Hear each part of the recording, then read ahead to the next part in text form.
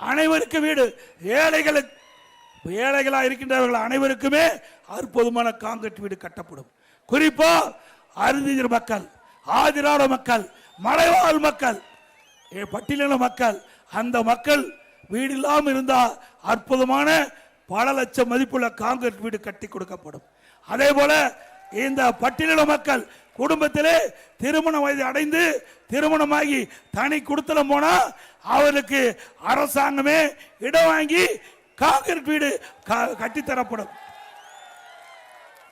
அதே போல நம்முடைய சகோதரிகள் குறிப்பிட்ட நேரத்துக்கு பணிக்கு செல்ல, பணி முடிஞ்சு வீடு திரும்ப அம்மா இருசக்கர வாகனம் 5 லட்சம் பேருக்கு கொடுக்கப்படும். ஒவ்வொரு அம்மா இருசக்கர வாகனத்துக்கு 25,000 ரூபாய் மானியம் கிடைக்கப்படும். அதே போல முதியோர் உதவித்தொகை 2000 உயர்த்தப்படும். அதே போல மாணவர் கல்வி கடன் ரத்து செய்யப்படும். அதே போல ஒவ்வொரு குடும்பத்திற்கும் வாழ்வாதார உதவியாக 3 கேஸ் சிலிண்டர் வழங்கப்படும்.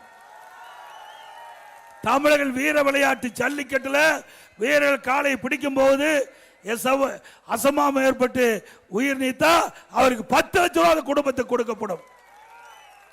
அதோட படுகாயமடைந்த 2 லட்சம் கொடுக்கப்படும். அதோட வீர விளையாட்டில் கலந்து கொண்ட ஜல்லிக்கட்டிலே வீர விளையாட்டில் கலந்து கொண்ட ஜல்லிக்கட்டு வீரர்களுக்கு இன்சூரன்ஸ் செய்யப்படும்.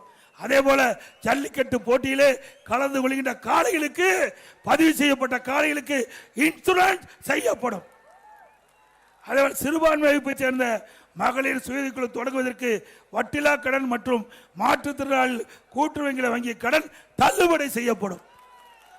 அதோட நடபாதை, அங்கங்க நகரத்தில் பார்த்தீங்கன்னா நடபாதை இருக்கும், அதுல ஓரமா கடை வச்சிருப்பாங்க. அந்த கடைக்காரெல்லாம் அங்க கூட்டுறவு வங்கியில கடன் வாங்கி இருக்கிறாங்க, அந்த கடன் தள்ளுபடி செய்யப்படும்.